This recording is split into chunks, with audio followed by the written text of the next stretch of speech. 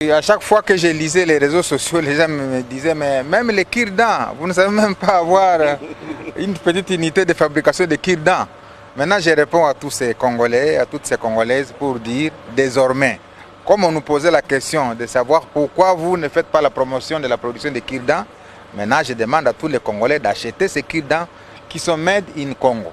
Que les gens n'aillent plus dans les supermarchés pour acheter des cure-dents qui viennent de la Chine et d'ailleurs et qui créent de l'emploi ailleurs au lieu de créer de l'emploi chez nous. Donc c'est l'occasion d'interpeller toutes les Congolaises et tous les Congolais qu'à travers Mme Laetitia Mbayo, aujourd'hui, la République démocratique du Congo a amorcé la chaîne des valeurs des bambous.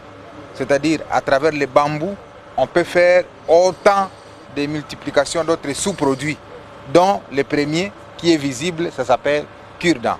Et donc nous avons protégé la marque pour que quelqu'un d'autre ne vienne produire des cure-dents avec la même marque. Et donc c'est une marque, c'est une exclusivité qui est réservée à elle.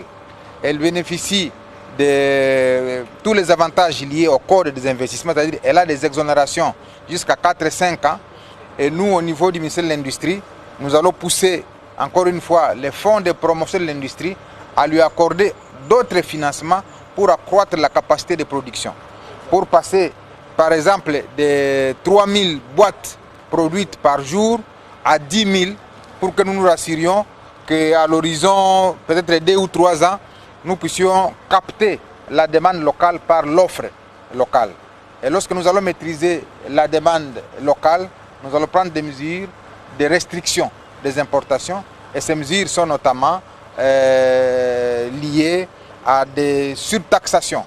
On peut surtaxer parce que pour respecter les règles de l'Organisation mondiale du commerce, on ne peut pas interdire comme tel, mais on met une quotité sur l'importation de ces produits-là pour que l'importateur trouve l'impossibilité de vendre sur le marché local et les pousser à acheter les produits locaux. Donc c'est autant de mesures que nous allons prendre au niveau du gouvernement pour accompagner cette jeune entrepreneur et inciter d'autres jeunes à venir vers nous. Je le dis toujours, les emplois publics ne résorbent jamais le chômage. Ce sont les emplois privés qui résorbent le chômage. Le gouvernement n'est là que pour créer les conditions aux privés de pouvoir faire leur travail. Donc bravo à Mme Laetitia Mbayo, bravo aux autres jeunes. Nous vous encourageons à lui emboîter les pas et nous allons vous accompagner par des mesures incitatives qui vous permettraient d'évoluer dans un environnement sain avec notre collègue de l'entrepreneuriat ainsi que celui du commerce extérieur.